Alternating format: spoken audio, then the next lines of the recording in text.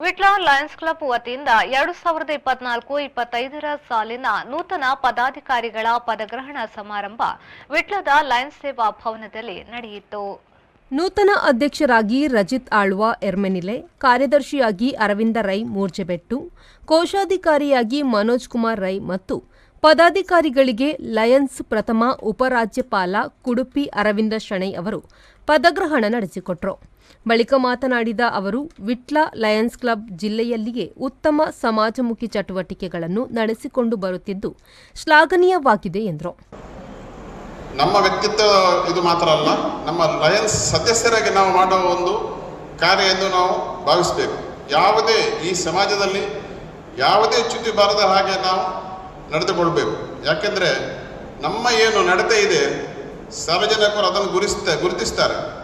ಇವನು ಲಯನ್ ಸದಸ್ಯನು ಹೀಗೆ ಮಾಡಿದರು, ಒಳ್ಳೆಯದು ಮಾಡಿದರೆ ಆಗ್ತದೆ, ಆದರೆ ಏನೋ ತಪ್ಪು ಮಾಡಿದರೆ ಅದಕ್ಕೆ ದೊಡ್ಡ ಒಂದು ಅಪರಾಧ ಖಂಡಿತ. ಅದು ನಮ್ಮ ವೈಯಕ್ತಿಕ ಮಾತ್ರ ಅಲ್ಲ, ನಮ್ಮ ಸಂಸ್ಥೆಗೆ ಅದು ದೊಡ್ಡ ಒಂದು ಧಕ್ಕೆ. ಅದನ್ನು ಯಾವಾಗಲೂ ನಾವು ನಡೆತೆಯನ್ನು ಅಷ್ಟು ಜಾಗೃತೆಗಾಗಿ ನಾವು ವಹಿಸ್ಕೊಳ್ಬೇಕು. ನಮ್ಮ ಏನು ಇಮೇಜ್ ಬಿಲ್ಡಿಂಗ್ ಇದೆ, ಸಂಸ್ಥೆ ಮಾತ್ರ ಅಲ್ಲ, ಪ್ರತಿಯೊಬ್ಬ ಸದಸ್ಯರು ಅದಕ್ಕೆ ಗಮನ ಕೊಡಬೇಕು. ನಮ್ಮ ಈ ಸಮಾಜದಲ್ಲಿ ನಮ್ಮ ಲಯನ್ಸ್ ಸಂಸ್ಥೆಗೆ ಒಳ್ಳೆಯ ಹೆಸರು ತರುವಾಗೆ ನಾವು ಕಾರ್ಯನಿರ್ವಹಿಸಬೇಕು. ಮತ್ತು ವಿಶೇಷವಾಗಿ ನಮ್ಮ ಕ್ಲಬ್ ಕೂಡ ಒಳ್ಳೆಯ ಕಾರ್ಯಕ್ರಮ ಮಾಡುವ ಒಂದು ಹವ್ಯಾಸ ನಾವು ಬೆಳೆಸ್ಕೊಳ್ಬೇಕು. ಈ ನಿಟ್ಟಿನಲ್ಲಿ ನಾನು ಲಯನ್ಸ್ ಕ್ಲಬ್ ವಿಟ್ಲದ ಹಲವು ಈಗಾಗಲೇ ಅವರದ್ದು ಏನೋ speech and hearing physiotherapy centre ಅವರು ನಡೆಸ್ತಾ ಇದ್ದಾರೆ. ವಿಟ್ಲ ಪರಿಸರದಲ್ಲಿ ಅವರು ಇದಕ್ಕೆ ಮತ್ತು ಹಲವು ಇತರ ಸೇವಾ ಕಾರ್ಯಕ್ರಮಗಳಿಗೆ ಗುರುತಿಸಿಕೊಂಡಿದ್ದಾರೆ.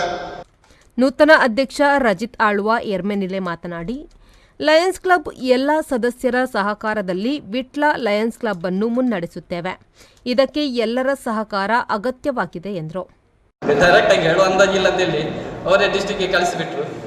ಹಾಗಾಗಿ ಆ ಸಂದರ್ಭದಲ್ಲಿ ನನ್ನನ್ನು ಸೂಚಿಸಿದ ಮಂಗೇಶ್ವರ್ ಸರ್, ಹಾಗೆ ಅನುಮೋದಿಸಿದಂಥ ಮೋನಪ್ಪ ಗೌಡರು,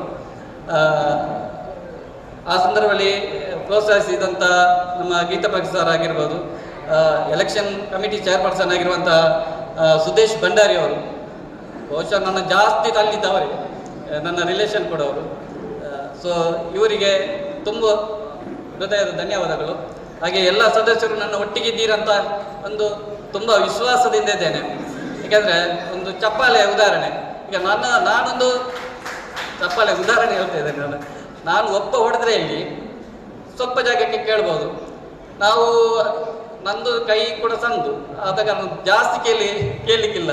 ಬಟ್ ನನ್ನ ಟ್ರೆಸರರ್ ಮತ್ತು ಸೆಕ್ರೆಟರಿ ಸ್ವಲ್ಪ ಗಟ್ಟಿದ್ದಾರೆ, ಅವರು ಹೊಡೆದ್ರೆ ಸ್ವಲ್ಪ ಜಾಸ್ತಿ ಕೇಳ್ತದೆ. ಹಾಗೆ ಎಲ್ಲ ಸದಸ್ಯರು ಸೇರಿ ಹೊಡೆದ್ರೆ ಬಹುಶಃ ವಿಟ್ಲ ತನಕ ಕೇಳ್ಬೋದು. ನಾನು ಇದನ್ನು ಸಹಕಾರಕ್ಕೆ ಹೋಲಿಸಿ ಇಲ್ಲಿ ಹೇಳ್ತಾ ಇದ್ದೇನೆ. ಎಲ್ಲರ ಸಹಕಾರ ಇದ್ದರೆ ಇಡೀ ಊರಲ್ಲೇ ನಾವು ಒಂದು ಒಳ್ಳೆಯ ಕೆಲಸ ಮಾಡ್ಬೋದು. ಇತರ ಸಂಘ ಸಂಸ್ಥೆಗಳು ಒಟ್ಟಿಗೆ ಸೇರಿದರೆ ಇನ್ನೂ ಜೋರಾಗಿ ಕೆಲಸ ಮಾಡ್ಬೋದು. ವಿಟ್ಲ ಲಯನ್ಸ್ ಕ್ಲಬ್ನ ಸ್ಥಾಪನಾ ದಿನವನ್ನು ಆಚರಿಸಲಾಯಿತು. ಮುಖ್ಯ ಅತಿಥಿಯಾಗಿ ಜಿಲ್ಲಾ ಸಂಸದೀಯ ಕಾರ್ಯದರ್ಶಿ ಗೀತಾರಾವ್ ಅವರು ಹಿರಿಯ ಸ್ಥಾಪಕ ಸದಸ್ಯ ಸಿವಿ ಗೋಪಾಲಕೃಷ್ಣ ಅವರನ್ನು ಗೌರವಿಸಿದರು. ನಿಕಟಪೂರ್ವ ಮಲ್ಟಿಪಲ್ ಚೇರ್ಮನ್ ವಸಂತ ಶೆಟ್ಟಿ ಮತ್ತು ಪೂರ್ವ ರಾಜ್ಯಪಾಲ ಡಾ ಗೀತಾ ಪ್ರಕಾಶ್ ಶುಭ ಹಾರೈಸಿದರು.